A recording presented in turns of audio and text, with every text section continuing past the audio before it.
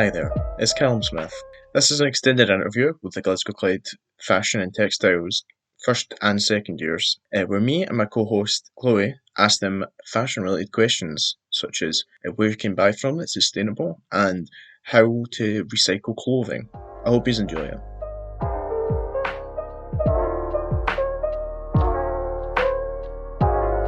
So do you do a lot of online shopping?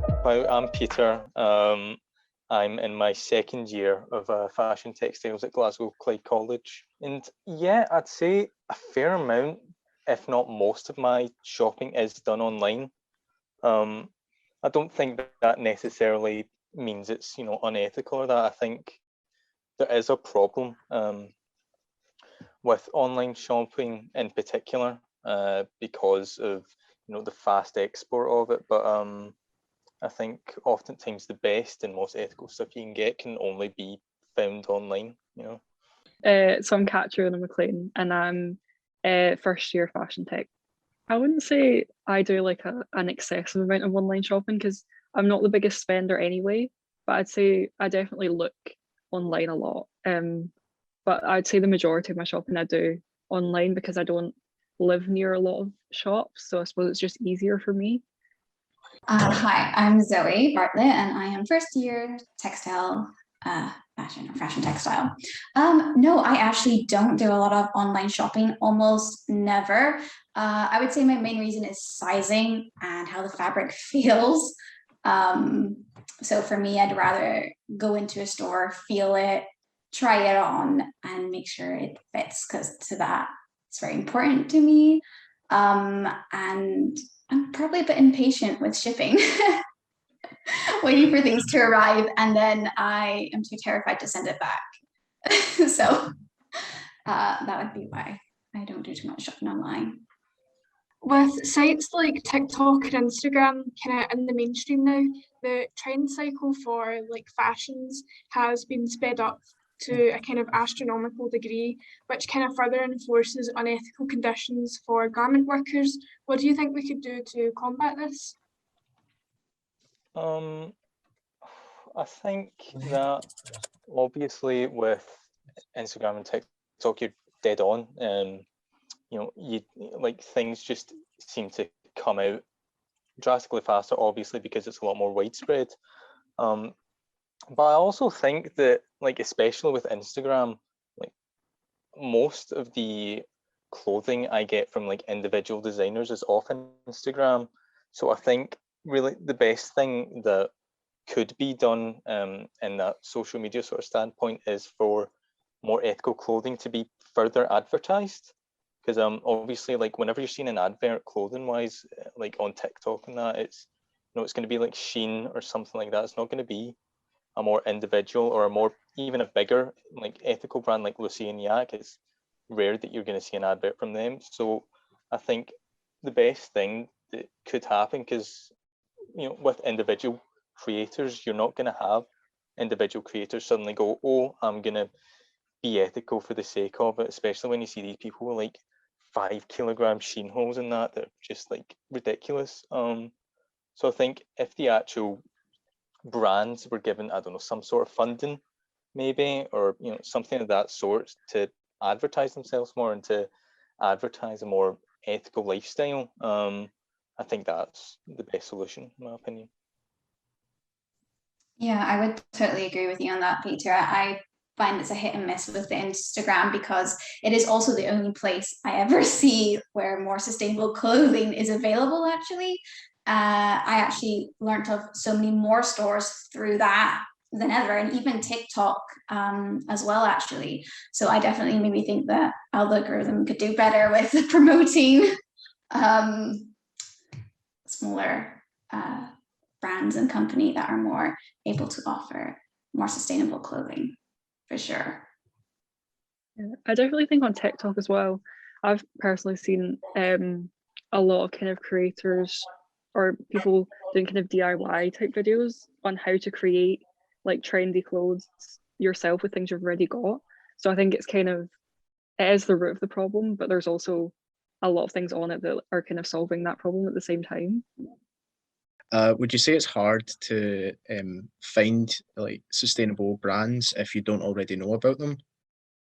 I think like because the main problem you get with Instagram and TikTok and all that is you have a feed and that feed's based off your interest and things like that. So I think if someone isn't going out their way to look for these more ethical brands and that, they're just not going to find them.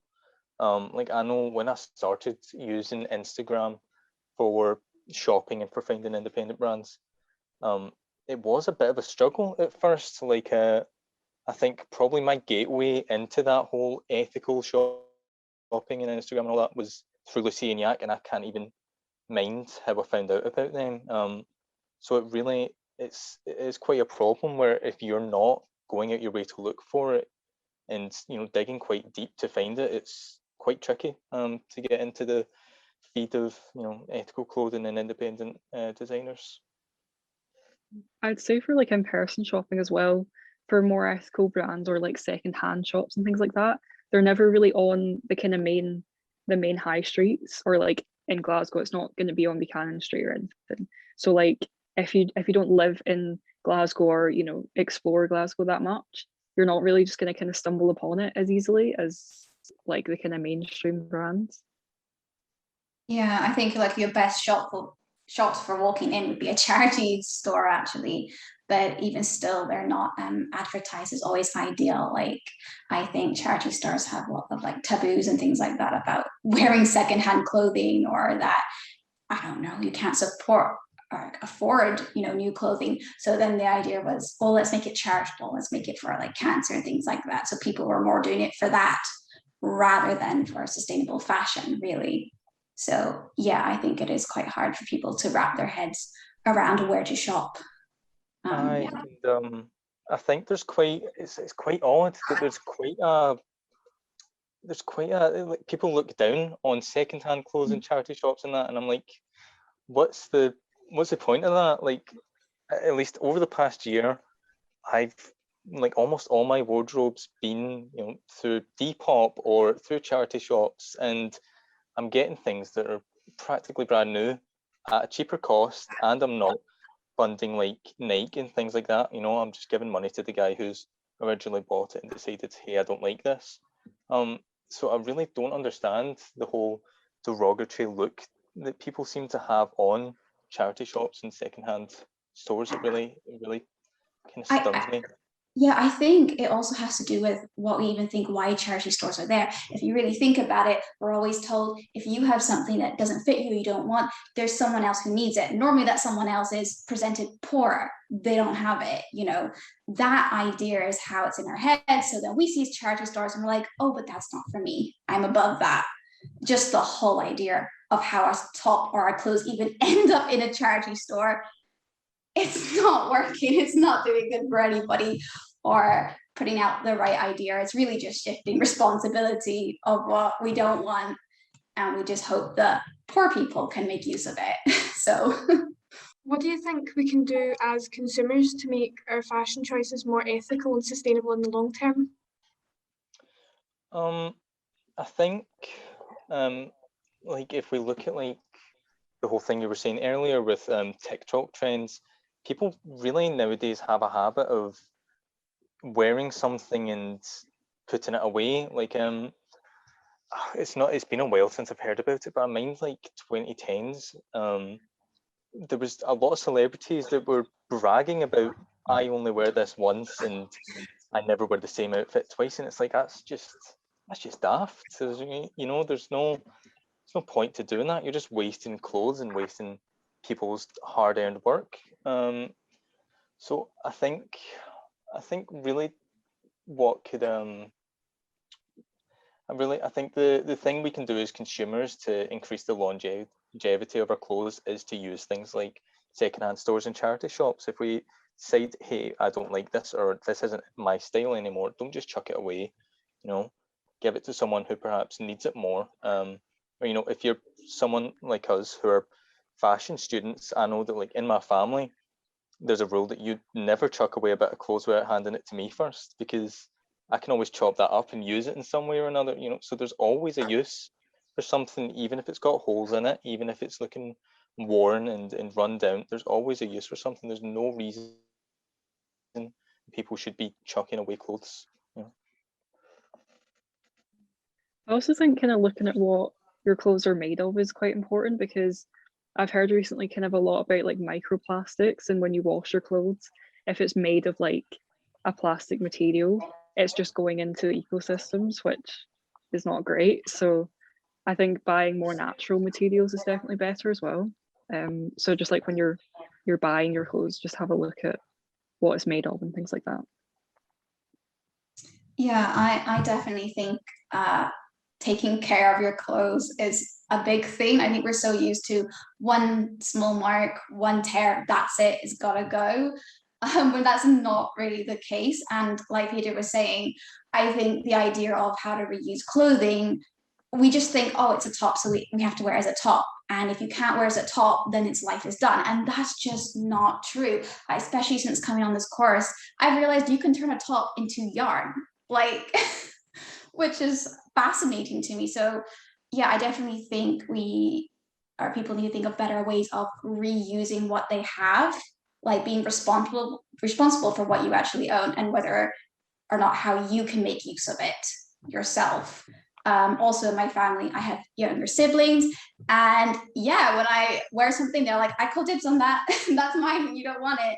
And so I immediately know when I don't want it, it goes to them. And if nobody wants it, then it's getting turned into yarn. So yeah, there are a lot more ways to use our clothes. So you mentioned, I'm going to use this term, but I'm not sure if it's correct. It's upcycling. Do you do that often? Is that like a common thing with fashion students? It's something that I've been doing for the past 2 years now. Because I mean, my wardrobe's a wee bit mental, and I'm willing to admit that. I've got about 50 t-shirts. So some of these t-shirts like 7, 8 years old, and back when I wasn't so aware about ethical things and that, some of them were made of quite cheap things, like they'd be from Redbubble or something like that, and the designs ended up tearing away and they didn't look so good, and naturally people would just go, oh, that's it in the bin. But what I do when I find a t-shirt that's kind of like that is I'll strip off whatever design it is and I'll print something new on it, and that t-shirt got a whole new life. It may as well be brand new with how it looks. So I think, especially as fashion students, upcycling our clothes is a big thing that we can do. It can give a piece of clothing a whole new life, and make it last 2-3 times longer than it would otherwise. I think a lot of the times, well, there's always kind of waste material. Like if you're making something new, you've always got kind of like wee scraps of fabric or yarn or something like that. And there's been a few times I've just had like scraps of different fabric lying about, and I've made like kind of patchwork tops out of them or something like that. So even if it's not like a whole garment that you're making into something new, just even like little bits that you'd normally just throw that in the bin. You're even making use out of them, which I think is quite important as well. Yeah, I definitely think the first time upcycling can be really scary because it feels so wrong to, cut something or a piece of trousers. But then once you do it, it's like, oh, wow, that's amazing. I think there's a lot of fear of like, oh, you shouldn't ruin that, because again, the whole concept that comes into your mind is that could be for somebody else. But then if you're giving it away, you could need something, and it could have been something that you yourself could have used to stop you from buying. So example of that would be, I had like a really old top that was given from my aunt. I didn't really like the style, but I made it into a crop top, stop me from, popping down to H&M and spending £10 there buying a crop top. So just things like that. Yeah, really, really simple, really simple. And people ask me, where did I buy it from? And I was like, oh, I didn't. I just cut it. But yeah. Do you think with COP26 coming up that fashion brands like Zara and Primark will finally change their unsustainable working conditions for their garment workers? I kind of wish that I could say yes to that, but the thing is, like, these brands like Zara and Shein and all that, they're selling so much and they're selling so well, and there isn't enough outcry about the horrible impact they're having for their workers and for the environment. That I think they're going to make a change. I think they're probably going to stay the same for as long as they possibly can, until either the government gets involved or people start actually taking notice and start pulling them up for their unethical habits and unethical work conditions more than anything. Yeah, I think they're wanting to make like as much profit as possible. For if they're, they're doing fine, they're selling plenty with the way that they're working at the minute. Like, why would they want to make a change that would cost them extra money and then they'd be making less profit? So I feel like they maybe care about that more than the actual ethical issues with it. Because obviously, it's going to cost them more money to pay their workers more or for it to have a better environment. So yeah, I get that same as Peter. I wish you could say yes for that, but I doubt it. Yeah, it's really unfortunate. I think at Best Shop they're going to pull out their green collection because that's just what they're all going to do. They'll pull out their green collection, their earthy color palettes. They'll come out to make everybody feel better for a short period of time, and they'll go back to just how it normally is. Yeah.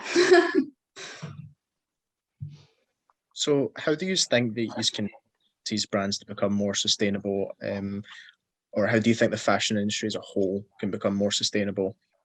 The fashion industry as a whole kind of needs to have a switch of, hey, we need to make less products, but of a more ethical source and perhaps a bit more expensive. Because I think the thing with, like, especially online shopping and that, is you can get something dead cheap, but it's also from an unethical standpoint in it, so I think that I don't know how it's going to start. Like, the whole thing is, like, we've been in this climate crisis for years, and it's only in the past couple that it's really started to come to light.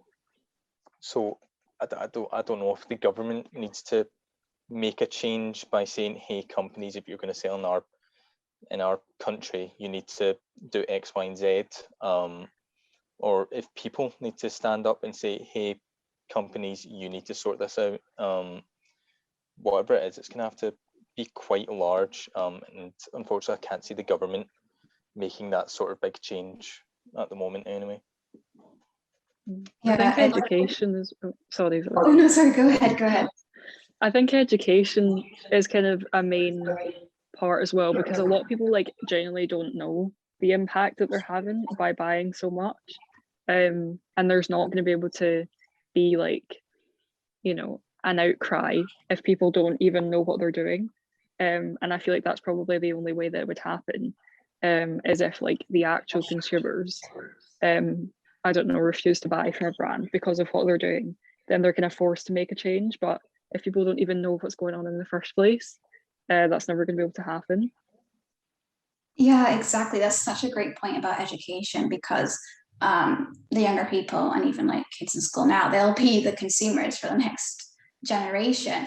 Also, it's not just a one man's job. It would take so much to change the fashion industry. Something I learned, or I didn't think about, was how much you would need engineers and science to combine to get it to be more sustainable. Because okay, it's nice enough to come up with maybe a better fabric or a better way of making clothes, but then to mass produce it, or even just make several thousands, even, if you will, yeah, you're going to need some serious engineering that's also more better for the planet. Otherwise, if you've got better fabric, but you're still using not great technology or machinery, it's not really making enough of an impact. It's just really going nowhere. So it would take a lot from so many more different departments and skills. So I don't know where it's going in the next few years, but I would say education is probably our best shot. I was in a call with an ethical company called Fashion Revolution, I think their name is, and this was the exact conversation we were having. We were talking about how ethical and eco-friendly knowledge, if anything else, can be brought into higher education. And obviously I'm 2 years out of high school, and I was kind of explaining my experience through higher education, because in secondary school, you know, sustainable wasn't a word in my vocabulary. It wasn't something that my teachers had ever brought up to me doing like a fashion folio or anything like that. So jumping into college, it was a huge part of our course. Our lecturers were very much, hey, if at all possible, please find an ethical way to do this, with your fabrics and with your dyes and so on and so forth. So I think, although obviously we're in a fashion course, and you know, having environmentally friendly fabrics and stuff is a big standpoint, I think it's important for us to bring that attitude to all courses that surround products, whether it's like cooking courses, you know, so on and so forth. So I think, although it's important for it to be in higher education, I think it's also important to introduce kids to the ideology of, you know, an ethical lifestyle in secondary school, because it definitely helps the teenagers grow as an individual and kind of decide, hey, I want to make this change. Yeah, it needs to be a whole life change or a whole way of life. I think we really do live so fast paced that the concept of being resourceful is just not even there. For me, in my school experience, so I was home educated, and my mom did educate me in being resourceful. You know, we knew never to waste food. We knew things like, I suppose, packing away our clothes. We always had our clothes that we knew we needed to take care of and keep them nice. But then clothes that had stains or holes, those were our play clothes. Those were our clothes that we could use. We never saw a problem with that. And for me, it wasn't like we were being preached at, like, you need to like eat this because, you know, the world's warming up. It was just like a way of life. It was like, this is a good way to live for the family and everyone, you know, just was like normal, really, I guess. So, you know, growing up and then realizing people pushing for these movements, I was like, oh, I was doing these things and I've seen the link suddenly. I just didn't realize that that link was generally missing, like just not much of a concept. So yeah, it's really important from a young age to just start talking about it, you know. What do you think we can do to make ethical fashion more accessible for everyone? Because as you may already know, a lot of the time sustainable brands are a lot more expensive than your cheaper brands like Primark and Shein. I think a lot of people, and myself sometimes, fall to consuming fast fashion because they just can't afford the high prices of ethical brands. Well, I think the main problem is, outside of like charity shops and that, there isn't much or any that I know of physical ethical clothing stores. You know, like you can go down the town and you can go into a Primark and you can look at all their stuff, but you can't go down and go to the ethical clothing store and check out all their stuff that's, you know, PETA approved and so on and so forth. So I think obviously the main problem is that a lot of ethical clothing is made by individuals. It's not made by large companies. So I think, going back to what we were talking about earlier with Instagram and TikTok, I think really the only way is for there to be more advertising and for these ethical and vegan individuals and brands to be given more light, and pushed forward, rather than your big companies like Primark and Shein and all that. Yeah, affordability is a really hard one. I definitely felt that, especially in my teen years. It was really difficult. I think growing up, clothes were given to us. That's just how it started. Literally, some lady in a church, she had 2 daughters. My mom had me. And so she would give her clothes that her daughters grew out of. And then when I grew out of them, they went to my sister. So it was a cycle like that. There was always somebody coming to our door, or a friend of my mom's, or someone else who would drop off clothes. So that way, so besides that and charity stores, that's it for the time being. Moving forward, for making it more affordable, I don't know, that's a tricky one, because you can't really undercharge these small and individuals. You just can't do it.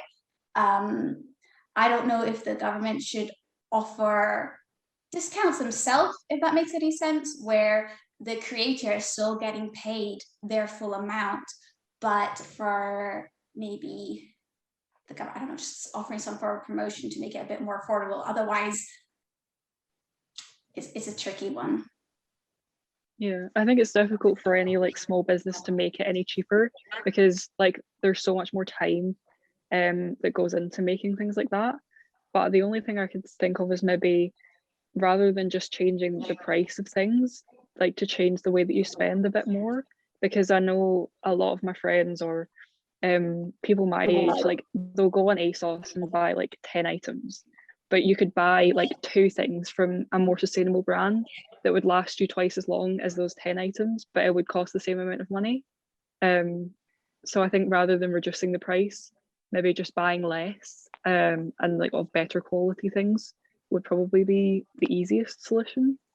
Yeah, it also depends on what age range you're talking about, because this is where it gets tricky when you talk about kids, because kids grow out of their clothes really fast. I think that's actually the biggest issue. When we say families, we're thinking of those children who need at least 2 different seasons of growing clothes. You know, their summer clothes, well, they'll grow out of a size when it comes to their winter.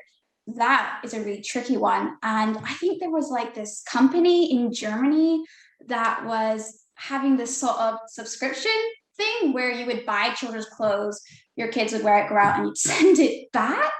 I wish I could remember the name, but that was very interesting. I'd love to know how that is working out, but yeah. What do you think of the Glasgow fashion scene in terms of ethical brands and accessibility? I know we've touched on this a wee bit before, but if you could go into any more detail, that would be great. So my lecturer Corinne told me that you might ask about Glasgow. So I'm not from Glasgow. I live a wee bit out. So as far as Glasgow goes, I really don't have a ton of knowledge about ethical anything other than restaurants, because where I'm from is very, very limited. We don't have many. I'm vegan, so we don't have many vegan restaurants or places that even sell vegan things. So if you want, I'm happy to diverge into talking about my local area, if that's would suit you I think guys. that would. So would you say that wool is one of the more sustainable materials out there that you can use? Yeah, I think so, because it's getting, you don't have to physically produce it because it's kind of there already. Because if you don't shear your sheep, you know, it's a necessity that has to happen. So it is kind of just a byproduct. So if you're able to put that into use, I think it's a lot better than physically growing cotton or creating nylon or something like that. Yeah, and it's really interesting to think how wool used to be such a common fabric to have, and now it is way up of being more expensive, where beforehand it used to be very, I guess they would say, a poor person's material. You know, it was so common to have wool because people had sheep and you would have to shear them, and that was just such a readily available. And then now, as there's less land to do farming and things like that, it's really, really hard to get wool. And the thing is, it's such a shame because Scotland could produce it locally. It would be great. It could be something that we should be able to self-sustain, you know, not be buying wool from other countries. Like, that's insane that we have to do that. So yeah, it's definitely a big movement, should definitely happen with wool for sure. Yeah, and I think often when people think of more ethical fabrics, they think of natural fabrics like cotton and that. But I was chatting to a woman a while back, and she's from somewhere in South America. I can't think for the life of me. And where she used to live, she's moved to Scotland now. Where she used to live, all the farmland is taken up by cotton and other natural grown fabrics. So I think things like, I know I've got a fleece that is made up of plastic from the sea, and they've taken this plastic and they've made it into a fabric. So I think using things that are already there as fabrics rather than growing or making new things is always going to be the far more sustainable choice. Okay. Do you have like any outfits that use are or pieces of clothing that are made from recycled materials? So I've got that fleece, and that's from Yak, and they're by far one of the companies I vouch for the most, because they're the kind of the first company that came out starting fully vegan and has kept that up. And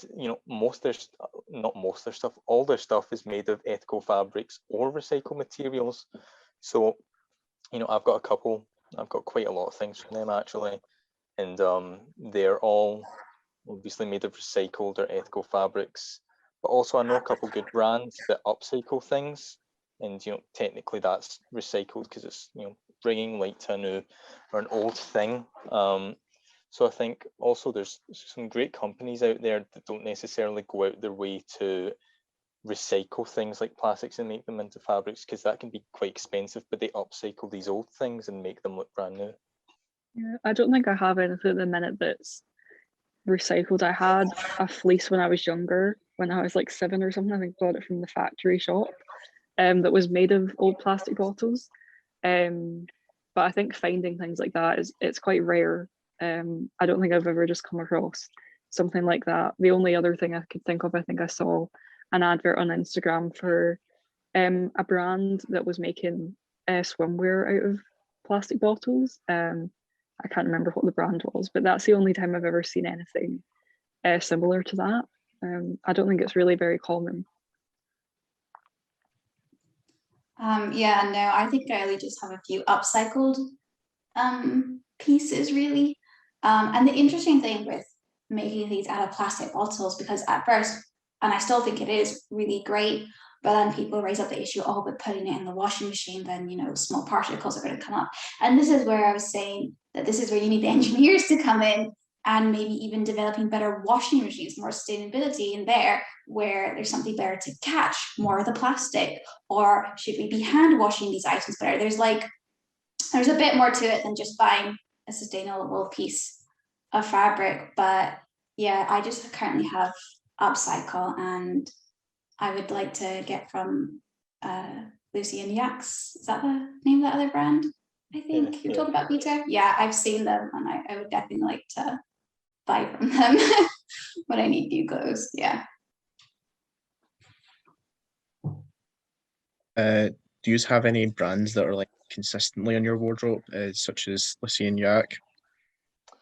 I was having to think about this as well, and I have one that's so it's like their designs are so unbelievably niche, but I have about 10 t-shirts from them because they're just such a brilliant company. So they're called Insectum on Instagram, and the reason they're so niche is all their designs have frogs on them, which is obviously not for everyone, but I love myself a wee frog. So they're brilliant because everything they make is PETA approved, but also 10% of all profits they make go to Ark Trust, I think it's called, which is an amphibian and reptile conservation trust. So like, if you're ever looking for an ethical UK-based brand to take inspiration from, I mean, they're going up and beyond. So yeah. I wouldn't say any brands as such, just things from like Depop and that sale that I mentioned earlier, that you like buy per weight. I've got quite a lot of stuff from there, and genuinely the things that I buy from that, tend to be my favorite things and tend to be the things I wear the most, because they're not like trendy or yeah, and I don't feel guilty about wearing them either, because if I buy like something from a fast fashion brand, I almost feel guilty whenever I wear it, like, oh, I shouldn't have bought this. But when you buy it secondhand, like, you feel good about wearing it because you feel like you're doing something to help. Yeah, I also don't have a particular brand or anything like that. Just I get here, there, everywhere. What's handed down, charity stores. But yeah. What was the name of that brand again with the frogs? Oh, they're Insectum. I don't know how many social medias they're on, but I know them from Instagram, and all their stuff has wee frogs on them, or I think they started doing ones. I think there's one with a possum on it as well. It's so unbelievably niche, but ever since I found out about them, like if I'm ever looking for a new T-shirt to buy to serve my buying crave, and still go and look at what they have, because they are just going up and beyond as far as ethical clothing goes. Thank you. So, do you feel pressure, fashion students, to buy into fast fashion because you're being exposed? I think personally, I'd say no. I think the only time I'm ever kind of feel pressured into buying fast fashion or unethical fabrics online and things like that is if I've not planned ahead, because oftentimes I'll be working on my fashion folio and I'll forget that I've had to get something like a particular fabric or something like that. I'll kind of freak out, and the easiest way to get something's always going to be from a store online that may or may not be particularly ethical. So I think the main problem and pressure you have is the speed at which you get things, because necessarily, it's not necessarily the most ethical things are going to get to you the quickest, and sometimes you need things in quick demand. But I think as long as you plan ahead, kind of have an idea of what you need and order in advance, there shouldn't be too much pressure on you. I'd say I'm less likely to buy from fast fashion now, just because we've been learning about sustainability a lot more, so I'm a lot more aware of it. The only time I could probably think of is if you kind of feel pressured to be wearing like something trendy or something like that. It's easiest to get something from a fast fashion brand. But I think a lot of the time you feel comfortable to just wear whatever you like, because a lot of the time everyone just wears their own kind of style and nobody really judges you for it. But yeah, I think that's the only time I could think of is if you were looking for something trendy to wear. But yeah, I do agree with that. That'd probably be the only thing, but otherwise, no, I don't think there is too much pressure. And if I'm making something, I do have like a pile where I keep fabrics or clothes that I want to use in my project, or that even if I don't know what I'm going to use them for, I just know they're for practice samples and things like that. So I already have a large collection of that. So for the most part, when I have to suddenly make something, or need more yarn, or they're like sew something on a shirt, I have that. And normally then I have enough time then to discuss what I actually want to make, and then we'll get it in time. So yeah.